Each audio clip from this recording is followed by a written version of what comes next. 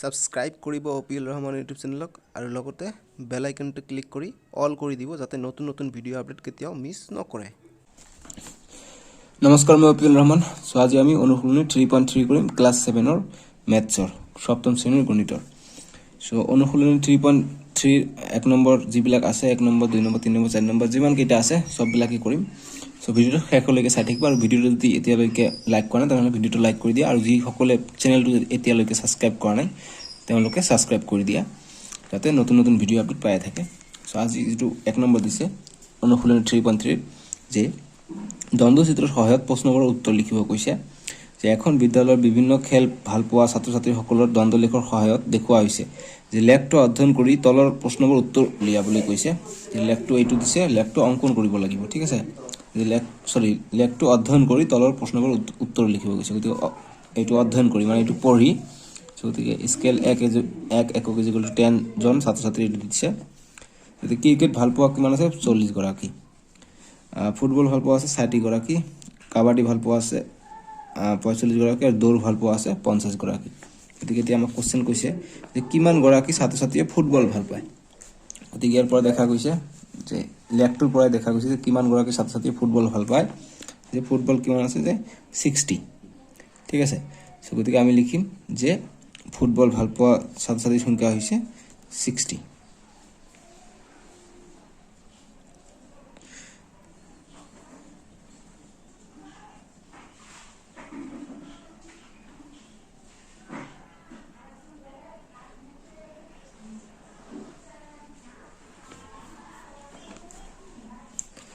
গতিকে আমি লিখিম গতিকে এইটো দ্বন্দ্বলেখৰ পৰা 1 নম্বৰটো সলিউশন কৰিম। 1 নম্বৰটো কি কৈছে 1 নম্বৰটো কি কৈছে যে কিমান গৰাকী ছাত্ৰ-ছাত্ৰীয়ে ফুটবল ভাল পায়। গতিকে 1 নম্বৰ 1ৰ উত্তৰ লিখিম, উত্তৰ, ঠিক আছে। গতিকে এইটো উত্তৰ কিমান গৰাকী ছাত্ৰ-ছাত্ৰী ফুটবল ভাল পায়। গতিকে ইয়াত দেখা গৈছে ফুটবল ভাল পায় কিমান 60 জন। গতিকে আমি লিখিম যে ফুটবল ভাল পোৱা ছাত্ৰ-ছাত্ৰীৰ সংখ্যা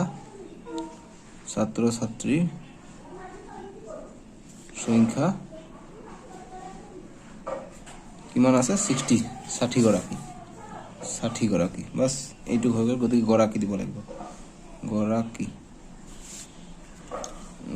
60 গৰাকীয়ে ভাল পায় কি ফুটবল, ছাত্ৰ-ছাত্ৰী ফুটবল ভাল পায়। তাৰপিছত আমাক 2 নম্বৰ কৈছে এতিয়া যদি ক'লে হয় ক্ৰিকেট কিমান জনে ভাল পায়। গতিকে ক্ৰিকেট 40 গৰাকী ষ্টুডেণ্টে ভাল পায়। গতিকে এইটো আমাক কোশ্চেন সোধা নাই বাৰু। 2 নম্বৰ আমাক কি কৈছে যে চাৰিওবিধ খেল ভাল পোৱা মুঠ ছাত্ৰ-ছাত্ৰীৰ সংখ্যা কিমান। গতিকে চাৰিওবিধ খেল ভাল পোৱা মুঠ ছাত্ৰ-ছাত্ৰীৰ সংখ্যা আমাক ওলাব লাগিব। গতিকে চাৰিওবিধ খেল কি, গতিকে আমি ক্ৰিকেটটো ওলাব লাগিব, কাবাডী ওলাব লাগিব, দৌৰো ওলাব লাগিব। গতিকে প্ৰত্যেকটো আমাক ওলাব লাগিব। ওলালেহে আমি সববিলাক যোগ কৰি দিম, আমি মুঠ কেইজন ছাত্ৰ-ছাত্ৰী খেলবোৰ ভাল পায় আমি ওলাব পাৰিম। সো এইটো কৰাৰ কাৰণে আমাক কৰিব লাগিব এতিয়া যে আমি লিখিম যে ক্ৰিকেট ভাল পোৱা ছাত্ৰ-ছাত্ৰীৰ সংখ্যা হ'ব আমাৰ কিমান 40 গৰাকী। 40 গৰাকী ক্ৰিকেট ভাল পায়। তাৰপিছত ফুটবল আমি লিখিলোঁ। এতিয়া কাবাডী কিমান লোক ভাল পায়। গতিকে দ্বন্দ্বচিত্ৰবোৰ এনেকুৱা থাকে, দুটা দ্বন্দ্বলেখ আছে। মই সেইটো কোশ্চেন আহিলে মই কৰাই দিম, দুটাকে থাকিব। কিন্তু এইবিলাক কোশ্চেন একেবাৰে সহজ, ঠিক আছে। কাবাডী ভাল পোৱা ছাত্ৰ-ছাত্ৰীৰ সংখ্যা হ'ব, কাবাডী কিমান আছে 45 গৰাকী। তাৰপিছত দৌৰ ভাল পোৱা ছাত্ৰ-ছাত্ৰীৰ সংখ্যা, দৌৰ ভাল পোৱা ছাত্ৰ-ছাত্ৰীৰ সংখ্যা হ'ব কিমান দিয়া আছে 50 দিয়া আছে, 50 দিয়া আছে দৌৰ ভাল পোৱা। এইটো দৌৰ মানে ইয়াত হ'ব 50 গৰাকী। বাস এইখিনি আমি পাই গ'লো। এতিয়া আমাক যি কোশ্চেন কৈছে এইটো আমি এনসাৰ এতিয়া কৰিব পাৰিম। যে ফুটবল ভাল পোৱা ছাত্ৰ-ছাত্ৰীৰ সংখ্যা আমি ওলালোঁ 60 গৰাকী। এইটো হৈছে 1 নম্বৰৰ উত্তৰ, ঠিক আছে। এইটো 1ৰ উত্তৰ 1 নম্বৰ উত্তৰ আমি পাই গ'লোঁ। এতিয়া 2 নম্বৰৰ উত্তৰ আমি কৰিম। 2 নম্বৰ উত্তৰ কি কৈছে আমাক যে চাৰিওবিধ খেল ভাল পোৱা মুঠ ছাত্ৰ-ছাত্ৰীৰ সংখ্যা, চাৰিওবিধ খেল ভাল পোৱা। গতিকে ফুটবল, ক্ৰিকেট, কাবাডী, দৌৰ, গতিকে 4টা খেল আছে। গতিকে চাৰিওবিধ খেল ভাল পোৱা ছাত্ৰ-ছাত্ৰীৰ সংখ্যা কিমান হ'ব। গতিকে 4টা যোগ কৰি দিলে আমাৰ এনসাৰ পাই যাম আমি। গতিকে আমি কি কৰিম যে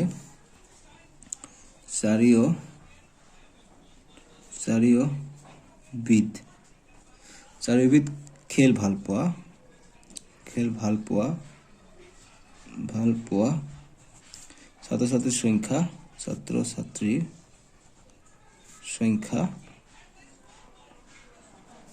চাৰিবিধ খেল ভাল পোৱা ছাত্ৰ ছাত্ৰীৰ সংখ্যা হ'ব কিমান যে 40 জনে ক্ৰিকেট ভাল পায় ফুটবল ভাল পায় 60 জনে কাবাডী ভাল পায় 45 জনে আৰু দৌৰ ভাল পায় 50 জনে ঠিক ইমান গৰাকীয়ে ভাল পায় গৰাকী বাস এইকেইটা যোগ কৰি দিলে কিমান হ'ব আমাৰ 195 জন হ'ব গৰাকী গতিকে চাৰিবিধ খেল 195 গৰাকীয়ে ভাল পায় যে চাৰিবিধ খেল ভাল পোৱা মুঠ ছাত্ৰ ছাত্ৰীৰ সংখ্যা কিমান যে চাৰিবিধ খেল ভাল পোৱা মুঠ ছাত্ৰ ছাত্ৰীৰ সংখ্যা হৈছে 195 গৰাকী গতিকে চাৰিবিধ খেল ভাল পোৱা ইয়াত মুঠ ছাত্ৰ ছাত্ৰীক কথা দিব লাগিব যে মুঠ ছাত্ৰ ছাত্ৰীৰ সংখ্যা হৈছে 195 গৰাকী এটা কি কৈছে 3 নম্বৰটো হৈছে আটাইতকৈ বেছি আৰু আটাইতকৈ কম ভাল পোৱা খেল দুবিধৰ মাজত ছাত্ৰ ছাত্ৰীৰ পাৰ্থক্য কিমান গতিকে আটাইতকৈ কম আৰু আটাইতকৈ বেছি ভাল পোৱা গতিকে আটাইতকৈ বেছি ভাল পোৱা খেল কোনটো আছে যেটো বেছি থাকিব গতিকে এইটো বেছি ফুটবলটো বেছি আটাইতকৈ বেছি ভাল পায় আৰু আটাইতকৈ কম ভাল পোৱা গতিকে আটাইতকৈ কম কোনটো ভাল পায় 40 অৰ্থাৎ ক্ৰিকেট আটাইতকৈ কম ভাল পায় ঠিক আছে গতিকে 60 পৰা 40 আমি মাইনাস কৰি দিলে আমি দুজনৰ মাজত পাৰ্থক্য কিমান আছে এটা আমি পাই যাম গতিকে আমি এটো কৰিম এতিয়া 3 নম্বৰ 1 2 3 3 নম্বৰ কি যে আটাইতকৈ বেছি আটাইতকৈ বেছি আৰু আটাইতকৈ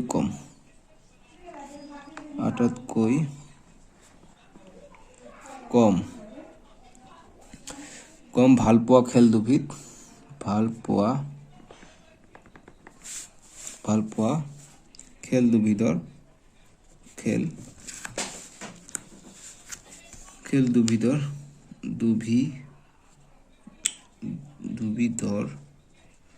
দুবিধৰ মাজৰ পাৰ্থক্য ছাত্ৰ ছাত্ৰী বা মাজৰ ছাত্ৰ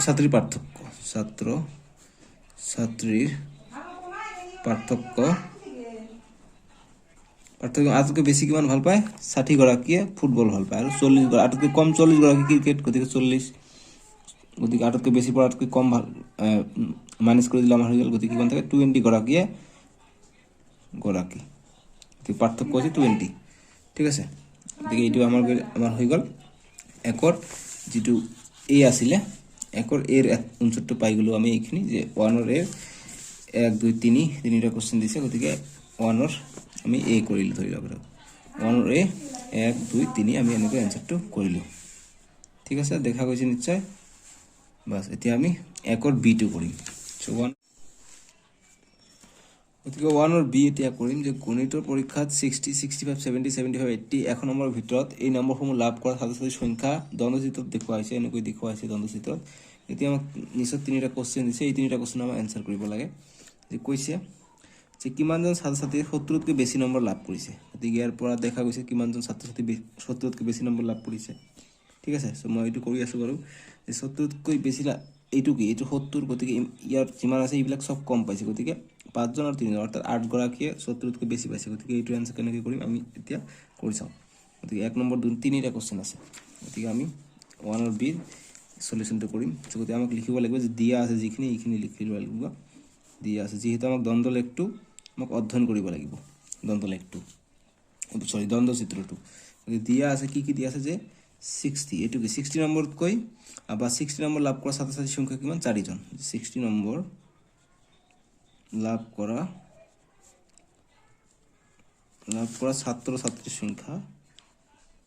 ছাত্ৰছাত্ৰীৰ সংখ্যা কিমান দেখি 60 নম্বৰ লাভ কৰা ছাত্ৰছাত্ৰীৰ সংখ্যা হৈছে 4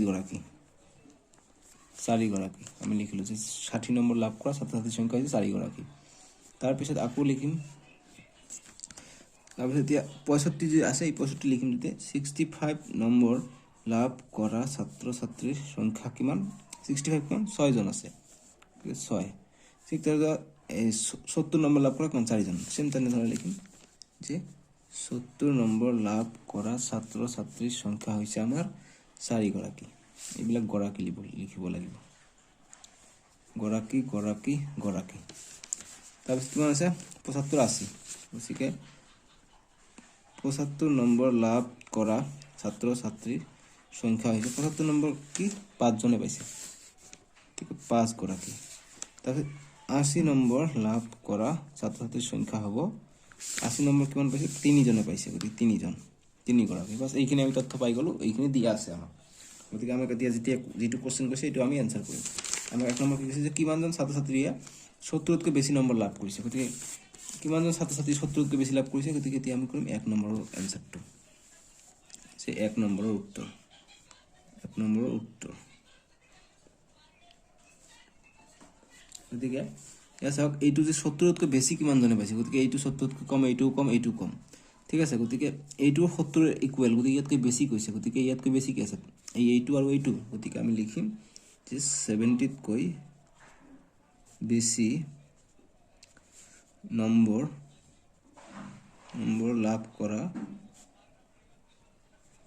কৰা ছাত্ৰ ছাত্ৰীৰ সংখ্যা হৈছে সংখ্যা কিমান হ'ব ৭৫ এটা হ'ব, ৫ জন আছে আৰু ৮০ নম্বৰ এটা আছে, গতিকে ইয়াত আছে ৩জন, সৰি সংখ্যা, গতিকে ৫ জন আছে, ৭৫ নম্বৰ ৫ জনে পাইছে আৰু ৮০ নম্বৰ পাইছে ৩জনে, গতিকে এইবিলাক কি ৭০তকৈ বেছি, গতিকে ইমান ৮, অৰ্থাৎ ৮ গৰাকীয়ে ৭০তকৈ বেছি নম্বৰ পাইছে। বাছ এইটো আমি এনচাৰ পাই গ'লোঁ ১ নম্বৰটো। এতিয়া ২ নম্বৰটো কৰিম। গতিকে বি নম্বৰ যে কেইজন ছাত্ৰ ছাত্ৰীয়ে সমান নম্বৰ লাভ কৰিছে আৰু কিমান, গতিকে কেইজন ছাত্ৰ ছাত্ৰী সমান নম্বৰ লাভ কৰিছে, গতিকে সমান নম্বৰ লাভ কৰিছে কেনেকুৱা কথা, এইটো কথা এজনো নহয়, ঠিক আছে। চ' গতিকে আমাক এইটো কুৱেশ্যন অকণমান হেৰি হ'ব পাৰে। চ' এইটো কুৱেশ্যন এনেকুৱা হ'ব লাগিছিল যে এইটো কুৱেশ্যন 1ৰ যিটো বি ২ নম্বৰ আছে, এইটো কুৱেশ্যন এইটো অকণমান ভুল আছে, ঠিক আছে। এইটো কুৱেশ্যন এনেকুৱা হ'ব লাগিছিলে যে মানে বেছি সংখ্যক ছাত্ৰ ছাত্ৰী পোৱা নম্বৰ, যে বেছি সংখ্যক ছাত্ৰ ছাত্ৰী পোৱা নম্বৰ, এইটো হ'ব লাগিছিল যে বিৰ 2ৰ যিটো কুৱেশ্যন আছে এইটো হ'ব লাগিছিল বেছি সংখ্যক ছাত্ৰ ছাত্ৰী পোৱা নম্বৰ কিমান, গতিকে বেছি সংখ্যক নম্বৰ কিমান পাইছে, যে 6 জনে বেছি সংখ্যক পাইছে, গতিকে 6 জনে 65 পাইছে, গতিকে নম্বৰ হৈছে 65, গতিকে 1ৰ বিৰ 2 নম্বৰ এনচাৰ হবে 65, ঠিক আছে। গতিকে বেছি সংখ্যক ছাত্ৰ ছাত্ৰী পোৱা নম্বৰ হৈছে 65, 6 জনে পাইছে, গতিকে এইবিলাক ৭৫ যে আছে এইটো ৫ জনে পাইছে, এইটো ৩ জনে পাইছে, এইটো 4 জনে পাইছে, এইটো 4 জনে পাইছে, কিন্তু এই 65টো 6 জনে পাইছে, গতিকে বেছি সংখ্যক মানে ল'ৰা ছোৱালীয়ে 65 নম্বৰটোৱে পাইছে, গতিকে এইকাৰণে কৈছে বেছি সংখ্যক ছাত্ৰ ছাত্ৰী পোৱা নম্বৰ হৈছে 65। বাছ এতিয়া ৩ নম্বৰটো কি কৈছে যে 65 আৰু ৭৫ এই নম্বৰ দুটা লাভ কৰা ছাত্ৰ ছাত্ৰীৰ সংখ্যা কিমান, গতিকে 65 আৰু ৭৫, 65 পাইছে ইহঁত আৰু ৭৫ পাইছে ইহঁত, গতিকে এই দুটা যোগ কৰিব গৈছে, মানে নম্বৰ লাভ কৰা ছাত্ৰ ছাত্ৰীৰ সংখ্যা কিমান, গতিকে 6 আৰু ৫ জন, গতিকে মুঠ 11 জন, গতিকে আমি লিখিম ৩ নম্বৰটো। গতিকে 1ৰ বি 3 নম্বৰটো লিখিম। 2 নম্বৰৰ এনচাৰ এইখিনি কৰিলে হ'ল 65, ঠিক আছে। গতিকে 3 নম্বৰ কৈছে যে কিমান গৰাকীয়ে, মই পাল্টাই দি লিখোঁ এতিয়া ভাল দেখা যাব, যে 65 আৰু 75 এই নম্বৰ দুটা লাভ কৰা মুঠ ছাত্ৰ ছাত্ৰীৰ সংখ্যা কিমান, গতিকে এই দুটা আমি যোগ কৰি দিলে আমাৰ এনচাৰ পাই যাম, অসুবিধা একো নাই, ঠিক আছে। গতিকে আমি লিখিব লাগিব যে 65 আৰু 75 নম্বৰ লাভ কৰা ছাত্ৰ ছাত্ৰীৰ সংখ্যা, মুঠ ছাত্ৰ ছাত্ৰীৰ সংখ্যা কিমান হ'ব, গতিকে 65 কিমান আছে 6 জন আছে, গতিকে 6 যোগ 75 কিমান আছে 5 জন আছে, গতিকে 5, গতিকে ইমান গৰাকী অৰ্থাৎ 11 গৰাকী। বাছ আমাৰ এনচাৰ হৈ গ'ল 11 গৰাকীয়ে 65 আৰু 75ৰ নম্বৰ মুঠ ছাত্ৰ ছাত্ৰীৰ সংখ্যা। বাছ এতিয়া আমি 2 নম্বৰটো কৰিম। 2 নম্বৰটো কি কৈছে, 2 নম্বৰ দিছে আমাক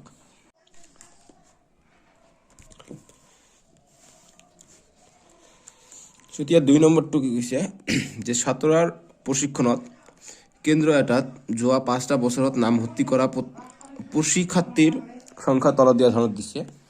যে বছৰ দিছে 2014 2015 2016 2017 2018 আৰু প্ৰশিক্ষাৰ্থীৰ সংখ্যা দিছে 650 গৰাকী 700 গৰাকী 450 গৰাকী 500 গৰাকী আৰু 600 গৰাকী এতিয়া আমাক কৈছে যে উপযুক্ত স্কেল ব্যৱহাৰ কৰি এটা দ্বন্দ্বলেখ আঁকিব কৈছে আৰু যে দ্বন্দ্বলেখ প্ৰস্তুত কৰা আৰু লগতে তলৰ প্ৰশ্নসমূহৰ উত্তৰ দিবলৈ কৈছে তলৰ প্ৰশ্ন কৈছে কি আটাইতকৈ বেছি পৰীক্ষাৰ্থী কোনটো বছৰত আছে গতিকে আটাইতকৈ বেছি প্ৰশিক্ষাৰ্থী কোনটো বছৰত আছে গতিকে 2015 আটাইতকৈ বেছি আছে আৰু 2014 15 16 এই তিনিটা বছৰত নামভৰ্তি কৰা মুঠ পৰীক্ষাৰ্থীৰ সংখ্যা কিমান গতিকে 14 15 16 এইকেইটা আমি যোগ কৰি দিলে আমি বস্তুখিনি আমি পাই যাম গতিকে আগতে আমি এইটো দ্বন্দ্বলেখ এখন 2 নম্বৰটো ঠিক আছে গতিকে 2 নম্বৰটো আমি উত্তৰ এনেকৈ লিখিম 2 নম্বৰটো উত্তৰ এনেকৈ লিখিম 2 নম্বৰটো এনেকৈ দ্বন্দ্বলেখ এখন ইয়াক দিম আমি প্ৰশিক্ষাৰ্থীৰ সংখ্যা দিম ইয়াত আমি স্কেল লিখিম যে 1 একক ইকুয়াল টু 100 প্ৰশিক্ষাৰ্থী ইকুয়াল টু 100 200 300 400 700 লৈকে গৈছে 2014 2015 2016 2017 2018 এইটো বছৰ গতিকে এনেকৈ আমি দ্বন্দ্বলেখটো আঁকিলো 2 নম্বৰৰ আৰু 1 নম্বৰ যেটো কোশ্চেন কৈছে যে আটাইতকৈ বেছি পৰীক্ষাৰ্থী থকা বছৰটো কি 2015 এইখিনি আমাৰ আনসাৰ হৈ গল তাৰ পিছত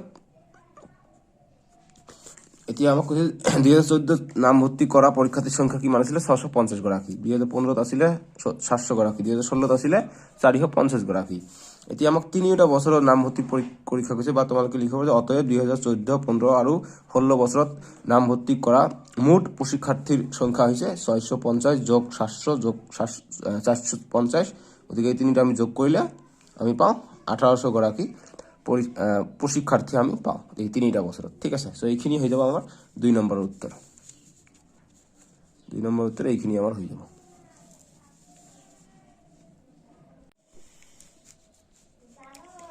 সো এতিয়া 3 নম্বৰটো কি কৈছে যে তলত বিভিন্ন ৰঙৰ ভাল পোৱা আৰু বেয়া পোৱা ছাত্ৰ-ছাত্ৰীৰ তালিকা প্ৰস্তুত কৰা হৈছে সো ৰঙৰ নাম দিছে নীলা সেউজীয়া ৰঙা বেঙুনীয়া আৰু ভাল পোৱা ছাত্ৰ-ছাত্ৰীৰ সংখ্যা ওপৰত দিছে আৰু বেয়া পোৱা ছাত্ৰ-ছাত্ৰীৰ সংখ্যা তলত দিছে আৰু আমাক কৈছে যে উপযুক্ত স্কেল ব্যৱহাৰ কৰি তথ্যসমূহৰ উক্ত তত্ত্বৰ পৰা দ্বৈত দ্বন্দ্বলেখ অংকন কৰিব কৈছে গতিকে ইমান দেৰি কৰি আমি যিমান আঁকিছো এইবিলাক অনলি দ্বন্দ্বলেখে আঁকিছো এইবিলাক দ্বন্দ্বলেখ কিন্তু এবাৰ দ্বৈত দ্বন্দ্বলেখ মানে দুটা কৈ যেনেকৈ ভাল পোৱা ছাত্ৰ-ছাত্ৰীৰ সংখ্যা আৰু বেয়া পোৱা ছাত্ৰ-ছাত্ৰীৰ সংখ্যা দিছে কিন্তু ৰং এটা গতিকে ৰংটো আমাক যে নীলা এজনে ভাল পায় এজনে বেয়া পায় এনেকৈ আমাক লিখিব লাগিব গতিকে আমি 3ৰ সলিউশনটো লিখিম এনেকৈ 3ৰ সলিউশন গতিকে এটি লিখিছো 3ৰ সলিউশন বা 3ৰ উত্তৰ ঠিক আছে গতিকে আমি কেনেকৈ কৰিম যেনেকৈ আমি আকাই দি এনেকৈ আকাই দিছো মই ঠিক আছে এই শূন্যৰ পৰা ইয়াত 1 2 3 4 15 লৈকে দিছো কাৰণ 15 লৈকে আছে আৰু ইয়াত ছাত্ৰ-ছাত্ৰীৰ সংখ্যা দিছো আৰু ইয়াত ৰঙৰ নাম দিছো নীলা সেউজীয়া ৰঙা বেঙুনীয়া সো এতিয়া যি ভাল পোৱা আৰু বেয়া পোৱা আছে নহয় গতিকে এই কাৰণে ইয়াত লিখিছে 1 একক ইকুয়াল টু একজন ছাত্ৰ-ছাত্ৰী দিছো আৰু এনেকুৱা যেটো হোৱাইট আছে এনেকুৱা বক্স আছে এইটো হৈছে ভাল পোৱা ছাত্ৰ-ছাত্ৰীৰ সংখ্যা আৰু যি আমি কাটি দিছো এইটো হৈছে বেয়া পোৱা ছাত্ৰ-ছাত্ৰীৰ সংখ্যা গতিকে 1 নম্বৰত আমাক কি কৈছে যে নীলা কিমান জনে ভাল পায় 14 জনে আৰু বেয়া পায় 7 জনে গতিকে আমি লিখিছো যে নীলা ৰঙত লিখিছো নীলা ৰং আমাৰ 14 জনে ভাল পায় আৰু 7 জনে বেয়া পায় বাস 14 জনে ভাল পায় আৰু 7 জনে বেয়া পায় এইটো হৈছে দ্বন্দ্বলেখটো আৰু সেউজীয়া কিমান জনে ভাল পায় যে 15 জনে ভাল পায় 15 সিধাকে লিখিছো 15 আৰু 10 জনে বেয়া পায় ঠিক আছে তেনেকৈ ৰঙা ৰং 6 জনে বেয়া পায় 6 এৰ সজাই লিখিছো আৰু 12 জনে ভাল পায় 12 সজাই লিখিছো তাৰপৰ বেঙুনীয়া কিমান জনে বেয়া পায় 5 জনে বেয়া পায় আৰু 14 জনে ভাল পায় ঠিক আছে 14 সিধাই লিখিছো গতিকে এইটো হৈ যাব আমাৰ দ্বৈত দ্বন্দ্বলেখটো এনেকুৱা গতিকে এবাৰ মই ভালকে দেখাই দিছো ধুনীয়াকৈ তুলি লও তোমালোকে ঠিক আছে এবাৰ দেখা যোৱা নাই মই কি কৰি দিছো অকন আমি মোবাইলটো উষা কৰি ৰাখো যাতে তোমালোকে দেখা পাও যে এনেকুৱা দ্বৈত দ্বন্দ্বলেখটো ঠিক আছে দ্বৈত দ্বন্দ্বলেখটো এনেকুৱা বাস এতিয়া আমি নেক্সট যেটা আছে 4 নম্বৰটো কৰিম এটা 4 নম্বৰটো 4 নম্বৰটো কি কৈছে আমাক যে এজন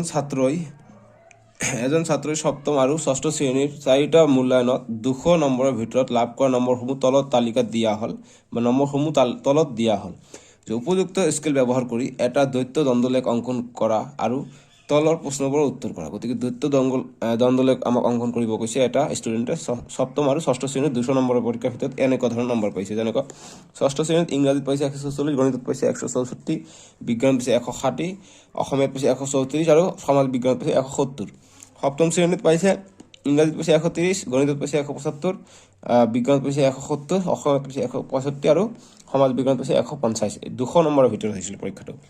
যদি আমাক 3টা কোশ্চেন দিছে, এই 3টা কোশ্চেনৰ উত্তৰ আমাক কৰিব লাগে। যে 1 নম্বৰ, যে কোনটো বিষয়ত ছাত্ৰজনে আটাইতকৈ উন্নত ফলাফল দেখুৱাইছে। 2 নম্বৰ, কোনটো বিষয়ৰ কৃতকাৰ্যতাৰ স্তৰ একেবাৰে নিম্ন আৰু সৰ্বাধিক নম্বৰ পোৱা বিষয় আৰু শ্ৰেণীটো কি। গতিকে এই 3টা কোশ্চেন আমাৰ এনচাৰ কৰিব কৈছে। তাৰ আগত এইখিনি যিখিনি তথ্য দিছে, এই তথ্য দি আমাক দ্বৈত দ্বন্দ্বলেখ আঁকিব কৈছে। গতিকে দ্বৈত দ্বন্দ্বলেখ কেনেকুৱা, যে এটাকে আমি আঁকাম, তাৰ লগে কৰি লগাই দিম, এইটোহে দ্বৈত দ্বন্দ্বলেখ, মানে দুটাকৈ দ্বন্দ্ব থাকিব। সো গতিকে এইটো আমি উত্তৰ কৰিম, 4ৰ উত্তৰটো আমি কৰিম, যে 4ৰ উত্তৰ। ঠিক আছে, 4ৰ উত্তৰ, 4ৰ সলিউশন বা 4ৰ উত্তৰ এনেকৈ কৰিলোঁ। গতিকে এনেকৈ দ্বন্দ্বগ্ৰাফ আমি আঁকাই দিছোঁ। এইটো মই ধুনীয়াকৈ দেখাই দিম, দেখা গৈছে নিশ্চয় ধুনীয়াকৈ কেমেৰাত, সেইকাৰণে মই কেমেৰাটো ওপৰত অকণমান দি দিছোঁ। চ' ইয়াত লিখিছোঁ মই ছাত্ৰ ছাত্ৰীৰ সংখ্যা লিখিছোঁ ইফালে, ঠিক আছে, আৰু ইফালে লিখিছোঁ মই বিষয়ৰ নাম, যেনেকুৱা ইংৰাজী, গণিত, বিজ্ঞান, অসমীয়া, সমাজ বিজ্ঞান। ঠিক আছে, আৰু ইয়াত লিখিছোঁ মই 10, 20, 30, 40, 50, 60, 70, 80, 130, 140, 150, 160, 170, ইয়াত গ'লে 180, ইয়াত গ'লে 190, এনেকৈ আগবাঢ়ি থাকিব। ঠিক আছে, চ' গতিকে এনেকৈ গৈ আছিলে। গতিকে মই ইয়াত কি লিখিছোঁ, যে 1 ঘৰ = 10 একক বুলি ধৰি লৈছোঁ, যে 1 ঘৰ = 10 একক। 1 ঘৰ বা 1 স্কেল, যেনে যি লিখিব পাৰে, স্কেলটো লিখিব লাগে। আৰু যিটো বক্স আছে, এইটো হৈছে 6ষ্ঠ শ্ৰেণীৰ নম্বৰ, আৰু যি আমি কাটি দিছোঁ বক্সক, এইটো হৈছে 7ম শ্ৰেণীৰ নম্বৰ। ঠিক আছে, গতিকে এতিয়া দ্বৈত দ্বন্দ্বলেখ মই এনেকৈ দেখাই দিছোঁ, যে ইংৰাজীত কিমানজনে পাইছে, 144 জনে, মানে সব ইংৰাজী যিটো আছিলে, এইটো কি 6ষ্ঠ শ্ৰেণী, 6ষ্ঠ শ্ৰেণীত কিমান পাইছিলে, 144।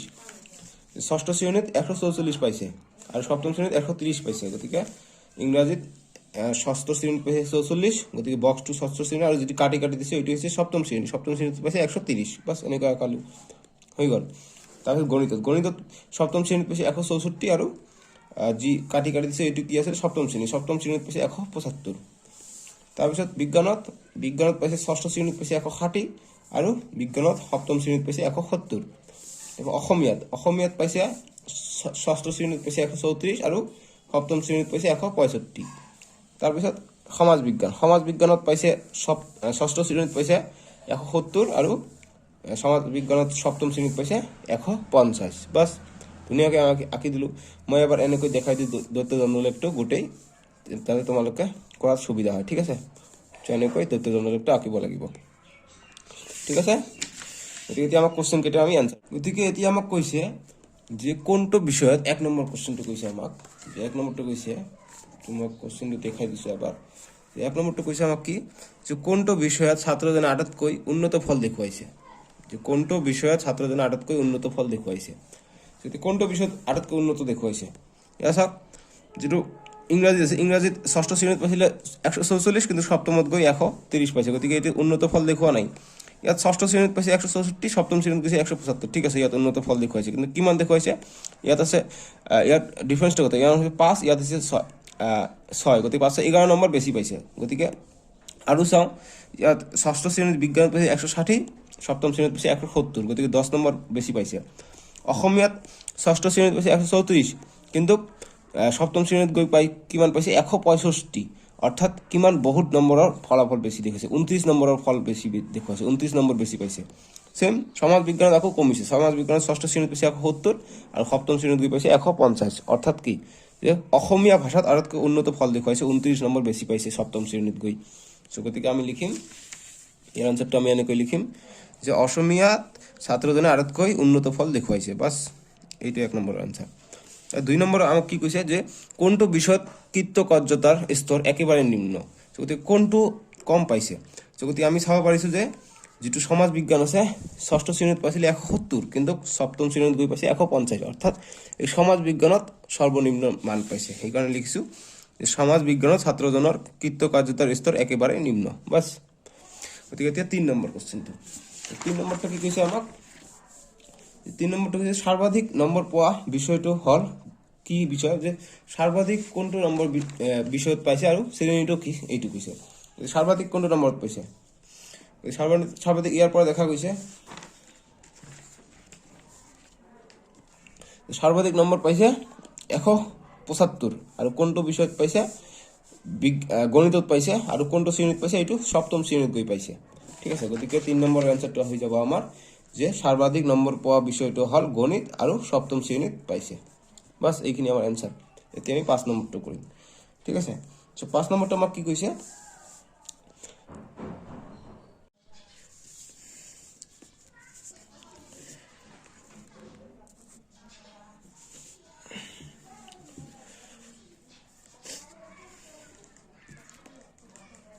তেতিয়া 5 নম্বৰটো কি দিছে 5 নম্বৰটো যে এখন কিতাপৰ দোকানত 4টা বছৰত বিক্ৰী হোৱা ইংৰাজী আৰু অসমীয়া কিতাপৰ সংখ্যা তলত দিয়া হল তালিকাখনৰ পৰা উপযুক্ত স্কেল ব্যৱহাৰ কৰি দ্বৈত দ্বন্দ্বলেখ অংকন কৰা আৰু প্ৰশ্নবোৰৰ উত্তৰ দিয়া দ্বৈত দ্বন্দ্বলেখ আঁকিব লাগিব এইবিলাক তথ্য দি আৰু তাৰ প্ৰশ্নবোৰৰ উত্তৰ কৰিব লাগিব কি কৈছে যে আটাইতকৈ বেছি অসমীয়া কিতাপ বিক্ৰী হোৱা কোনটো চনত বিক্ৰী হৈছিল আৰু 2016 চনত বিক্ৰী হোৱা অসমীয়া আৰু ইংৰাজী কিতাপৰ পাৰ্থক্য কিমান আৰু 2015 চনত মুঠ কিতাপ কিমান বিক্ৰী হৈছিল এইটো আমাক উলাব কৈছে সো এইটোৰ উত্তৰ কৰাৰ কাৰণে এনেকুৱা হ'ব যে যেটো দ্বৈত দ্বন্দ্বলেখ কৈছে ঠিক দ্বৈত দ্বন্দ্বলেখটো এনেকুৱা ধৰণৰ হ'ব ঠিক আছে গতিকে এনেকুৱা ধৰণৰ দ্বৈত দ্বন্দ্বলেখ যে এইফালে হ'ব কিতাপৰ সংখ্যা এইফালে হ'ব বছৰ 2014 2015 2016 2017 আৰু ইয়াত দিছো মই 100 200 300 400 500 600 700 800 আৰু লিখিছো এক ঘৰ ইকুৱেল টু এক একক বুলি লিখিছো ঠিক আছে সো গতিকে এই যে মই দিছো হেৰি যে এইটো যে দিছো মই যে যেটো মই দাগ দিছো এই দাগটো হৈছে আমাৰ অসমীয়া কিতাপটো ঠিক আছে সো মই ইয়াত লিখিম যে ওপৰত এনেকৈ লিখি দিব যে box is equal to box ইংৰাজী কিতাপ